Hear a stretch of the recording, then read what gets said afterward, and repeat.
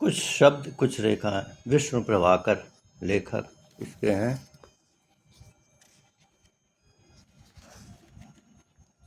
सस्ता साहित्य मंडल नई दिल्ली से प्रकाशित 1965 में प्रकाशित विष्णु प्रभाकर विभिन्न व्यक्तियों के संस्मरण तथा रेखाचित्र। कुछ शब्द कुछ रेखाएं। कल आपने किरणों के जादूगर रमन, जिनको जो है नोबेल पुरस्कार मिला था, रमन रेज के लिए, उनके ऊपर आपने रेखाचित्र सुना था। मैं आज पढ़ रहा हूँ खान शेख मोहम्मद जान। खान शेख मोहम्मद जान, जानते हैं, देखते हैं ये कौन थे भैया। खान साहब शेख मोहम्मद जान रिटायर होने के बाद अधिक नहीं जी सके। मरने से वह पूर्व वे पागल भी हो गए थे। पागल यानी वीतराग। अच्छा, पागल यानी वीतराग, जो दूसरों के प्रति राग, दूसरों के प्रति राग उनमें पहले ही बहुत कम था। जो था वह अधिकतर अपने तक सीमित था। दुनिया की भाषा में उन्हें स्वार्थी कहा जा सकता है, लेकिन इसकी जो सीमा उन्होंने निर्धारित की थी वह किसी दूसरे के क्षेत्र में होकर नहीं जाती थी। रंग उनका काला था और नक्श थे खरखरे। सफ़ेद तुर्रेदार पगड़ी बांधा करते थे और खाकी विरजिस के ऊपर खाकी कोट भी। हाथ में छोटा सा डंडा रहता था, यानी उनका प्रयत्न था कि वे सुदर्शन बने रहें। यूँ कुछ अदर्शन भी नहीं थे। दो पत्नियां थीं। एक तब की थी जब वह 7 रुपए के कंपाउंडर थे, और दूसरी अब की थी जब वह प्रथम श्रेणी के गजटेड ऑफिसर बन गए थे। दोनों में उतना ही अंतर था जितना कंपाउंडर और फर्स्ट क्लास गजटेड ऑफिसर में। एक उनकी घरवाली थी, दूसरे के वे नाजबरदार थे। लेकिन अफसोस सुफला दोनों को न कर सके। आगे समझ लो। यूँ भी कह सकते हैं कि दोनों ही उनकी वंश बेल आगे चलाने में असमर्थ रहे। ये सुफला का मतलब ये हुआ। इसलिए दूर दराज के एक अशिक्षित गरीब लड़के को उन्होंने गोद ले लिया था। मैंने पूछा, डिप्टी साहब, इतने रिश्तेदारों में से ही क्यों? तो तुरंत गंभीरता से बोले, बाबू विष्णुदत्त। जो बंदा नवाजी करे दिल उस पर फिदा। फिर दोनों वक्त बिना कहे हुक्का ताज़ा कर देता, हर वक्त हाथ बांधे खड़ा रहता, बुढ़ापे में परेशान नहीं करेगा। बंदा नवाजी का उन्हें खुद बहुत अनुभव था। यही करते करते तो वे कंपाउंडर से यहाँ तक पहुँच गए थे। मैं साक्षी हूँ। एक दिन गोरे अफसर के जूते का फीता न जाने कैसे खुल गया। आसपास कई हिंदुस्तानी अफसर खड़े थे। जैसे ही उसने झुककर फीता बांधने का प्रयत्न किया, वैसे ही विद्युत की गति से 3 अफसर पैर की ओर लपके। भाग्य की बात देखिए, फीता बांधने का गौरव शेख मोहम्मद जान को ही प्राप्त हुआ। इस बात की चर्चा वे बड़े फक्र के साथ वर्षों तक करते रहे, और जब अनेक वर्षों के अनथक प्रयत्नों के बाद उनकी बंदा नवाजी से खुश होकर गोरी सरकार ने उन्हें खान साहब का खिताब अता फरमाया, तो उन्होंने उसका सबसे बड़ा कारण इसी घटना को माना। इसका आशय यह नहीं कि वह गजटेड ऑफिसर के गौरव से परिचित नहीं थे। अवसर आने पर उसको प्रदर्शित करने में भी कभी नहीं चूकते थे। उस दिन मैं किसी काम में बहुत व्यस्त था। सदा की तरह वह आकर मेरे कमरे के बाहर खड़े हो गए। कुछ कहा भी, लेकिन व्यस्तता के कारण मैं सुन न सका। हो सकता उन्होंने अपनी बात को दोहराया भी हो, लेकिन मैं तब तक उनकी मुखातिब नहीं हुआ जब तक वह आग बबूला न हो गए। हताश चौंक कर क्या देखता हूँ, वह कांपते हुए कह रहे थे, एक गजटेड ऑफिसर तुमको अटेंड कर रहा है और तुम आँख उठाकर भी नहीं देखते। मैं साहब से तुम्हारी शिकायत करूँगा। साहब की मुझे कोई चिंता नहीं थी, और मैं यह भी जानता था कि शेख मोहम्मद जान मेरी शिकायत नहीं कर सकते। लेकिन उस दिन का उनका वह कृष्ण वर्ण रुद्र रूप मुझे बहुत मनोरंजक लगा। सोचा, इस आदमी में तो जान भी है।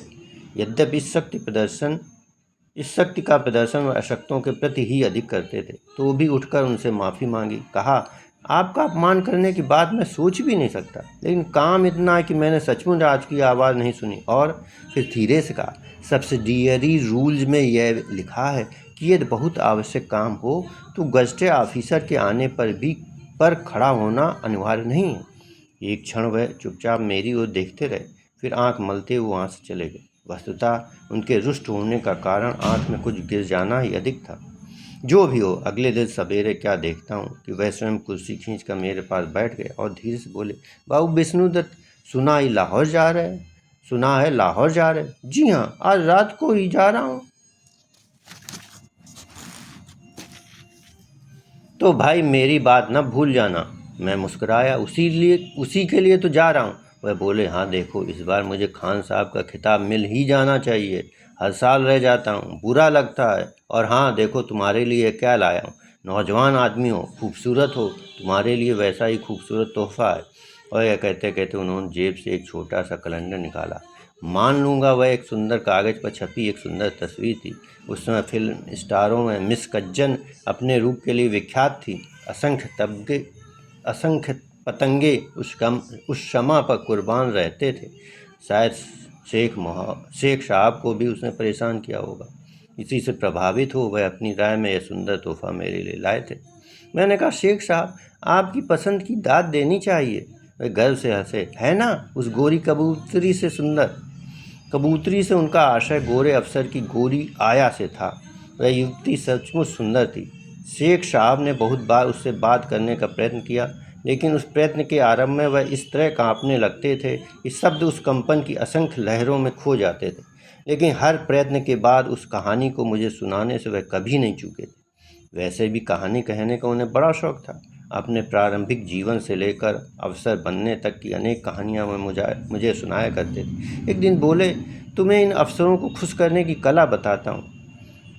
जिन दिनों में सलोतरी पशु चिकित्सक था, उन दिनों एक गोरा अफसर बड़ा जालिम था, हमेशा हंटर लेकर चलता था। उसका नाम ही लोगों ने हंटर साहब रख दिया था। रास्ते में जो भी उसे मिलता, वह अगर उसे सलाम न करता तो बस हंटर उसकी पीठ पर पड़ने लगता। तब तक पड़ता रहता जब तक वह सलाम करते करते दोहरा न हो जाए। अब एक दिन की क्या बात बताऊं। अमृतसर के दिवाली के मेले में मैं उनके साथ चला गया। घोड़े खरीदने थे। वह उनकी जांच कर रहे थे। आसपास काफ़ी लोग थे। मैं भी चुपचाप खड़ा था। कमबख्त ने न जाने कब मुझे देख लिया और जैसे ही वे लोग वहाँ से हटे, उसने हंटर उठाकर कहा, वेल सलोतरी, तुमने हमको सलाम नहीं बोला। अब बाबू विष्णुदत्त, काटो तो खून नहीं, पर अल्लाह ताला भी क्या कारसाज है। अचानक मेरे मुंह से निकल गया, हुजूर, आप घोड़े परख रहे थे। अगर मैं उस वक्त हुजूर की खिदमत में सलाम अर्ज करता तो हुजूर का ध्यान न बढ़ जाता। अब मैं हुजूर को 10 बार सलाम बजा लाता हूँ। साहब खिलखिला कर हंस पड़े, बहुत खुश हुए और बोले, तुम ठीक बोलता, तुम बहुत होशियार है। शेख मोहम्मद जान ने गर्दन उठाकर बड़े गर्व से गुरु गंभीर स्वर में कहा, यही तो बातें हैं जो आदमी को ऊपर उठाती हैं। मैं 7 रुपए का मामूली कंपाउंडर था, आज एक फर्स्ट क्लास गजटेड ऑफिसर हूँ। इस घटना का इतना असर हुआ कि साहब जहाँ कहीं भी जाते मुझे ही अपने साथ ले जाते। फिर मेज़ पर दोनों कोहनी टिकाकर उन्होंने बड़े विश्वास से कहा, एक और मज़ेदार वाक़या सुनाता हूँ। एक बार हम लोगों को एक रियासत में जाना पड़ा।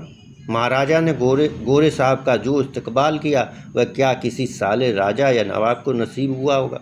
मुझे भी एक बहुत फर्स्ट क्लास डाक बंगले में ठहराया गया। चारों लकदक। लेकिन बाबू विष्णुदत्त, दोपहर हुई, 1 बज गया, फिर भी कोई साला बात नहीं करने आया। खाना दूर, एक चुल्लू पानी तक को किसी ने नहीं पूछा। तभी साहब का चपरासी बुलाने आ गया। जैसा बैठा था वैसे ही मैं उठ खड़ा हुआ। साहब ने मुझे देखा, त्योरियाँ चढ़ गईं। पूछा, अब तक गुस्ल नहीं हुआ? मैंने कहा, हुजूर, जैसा आप छोड़ गए थे वैसा ही बैठा हूँ, कोई आया ही नहीं। फिर तो वह भूचाल आया कि पूछो मत। महाराजा ने डाक बंगले के पूरे अमले को लाइन में खड़ा करके हंटरों से पिटवाया। मैं तो आंखें बंद करके डाक बंगले में जा पड़ा। आधा घंटा भाई न बीता होगा कि क्या देखता हूँ कि बंगला गुलजार है, गुसल के लिए गर्म और ठंडा पानी लिए दो अर्दली मौजूद हैं, तीसरा अर्दली तेल साबुन कपड़े इत्र लिए हाजिर है, तरह तरह के पकवान मिठाइयों के थाल पर थाल, एक और फलों का ढेर लगा है तो दूसरी ओर मेवों की प्लेटें सजी। हक बका कर मैं बोल उठा, यह सब क्या है? एक अर्दली आगे बढ़कर आदाब बजा लाया, बोला, हुजूर आप जल्दी गुसल करके जो खाना हो खाइए, रखना हो रखिए, बाकी हुजूर हम लोगों ने 10-10 हंटर इसीलिए तो खाए, आप फिक्र न कीजिए, अब गफलत न होगी। बाबू विष्णुदत्त तुमसे क्या कहूँ, जब तक उस रियासत से बाहर नहीं निकल गया तब तक रूह कांपती रही। तो भाई ऐसे ऐसे तजुर्बे मुझे हुए हैं और इस पर भी अब तक खान साहब न बन सका। मैंने कहा, बनेंगे शेख साहब, इस बार इंशाअल्लाह आप ज़रूर खान साहब बनेंगे। और भाग्य की बात, उस साल शेख मोहम्मद जान खान साहब बन ही गए। बस अब क्या, फूले नहीं समाते थे। डर था कि कहीं उनके साथ वही किस्सा न हो जो कुएं की मेढकी के साथ हुआ था। जब उन्हें बधाई देने पहुंचा तो वह जी जान से गंभीर होने की कोशिश कर रहे थे। हालत यह थी कि जबान से शब्द नहीं निकलते थे, उड़े उड़े फिरते थे, मानो भारहीनता की स्थिति में पहुंच गए हों। जेब में बहुत से तार ठूंस रखे थे। तार, उस जमाने में टेलीग्राम आता था, कागज़ पर लोग, ये वाला तार नहीं, निकालना कठिन हो गया। किसी तरह एक एक को निकाल कर दिखाने लगे, देखो ये पंजाब गवर्नर का तार है, यह महाराजा पटियाला का, यह महाराजा जींद का, यह भारत सरकार के होम मेंबर का। और इस तरह एक सांस में अनेकों राजा महाराजाओं, सरकारी अफसरों और सरकारी नेताओं के नाम गिना कर बोले, ताज्जुब है, इन सबको कैसे पता लग गया? फिर कहाँ ये, कहाँ मैं, कभी सोचा भी न था कि मैं 7 रुपये का कंपाउंडर किसी दिन फर्स्ट क्लास गजटेड ऑफिसर और खान साहब बन जाऊंगा। ये अंग्रेजी राज्य में ही हो सकता है। फिर उसी सांस में बोले, अच्छा तुम आ ही गए हो तो इसके जवाब में एक बढ़िया सा ड्राफ्ट तैयार कर दो, और हाँ, दिल्ली कब जा रहे हो? मैंने कहा, परसों जाना। तो एक बढ़िया सा लेटर पैड छपवा लाना, तुम तो भाई कहानी छपवाते हो। हाँ, उसका मजमून भी अभी तैयार कर लो। क्या लिखोगे, मैं भी तो देख लूँ। उस ज्वार से बचने का कोई रास्ता नहीं था। सब कुछ तैयार करके उनके सामने पेश किया तो बड़े गर्व और गौरव के साथ पतली कमानी का चश्मा निकाला, साफ करते हुए बोले, अब तो भाई इसे बदलवाना ही होगा। फिर गौर से ड्राफ्ट पढ़ने लगे, एक एक शब्द पर उछल पड़ते। भाई तुम तो सचमुच मुसन्निफ हो, क्या खूब लिखा, दस्तखत कर दूं? करने लगे तो हाथों का कंपन रुकता ही ना था। बड़ी कठिनता से पढ़ पाया। लिखा था, खान साहब शेख मोहम्मद जान। मैंने अचकचा कर कहा, यह आपने क्या किया? घबरा कर बोले, क्यों, क्या हुआ? मैंने कहा, दस्तखत करते समय खान साहब नहीं लिखा जाता। वह हतप्रभ से मेरी ओर देखने लगे, बोले, नहीं लिखा जाता? फिर किसी को यह कैसे पता लगेगा कि मैं खान साहब हो गया हूँ? किसी तरह उमड़ती हंसी को भीतर ही रोक कर कहा, पत्र में सबसे ऊपर जहाँ आपका नाम लिखा जाता है उससे पहले मैं लाल रंग से बड़े अक्षरों में खान साहब टाइप कर दूंगा।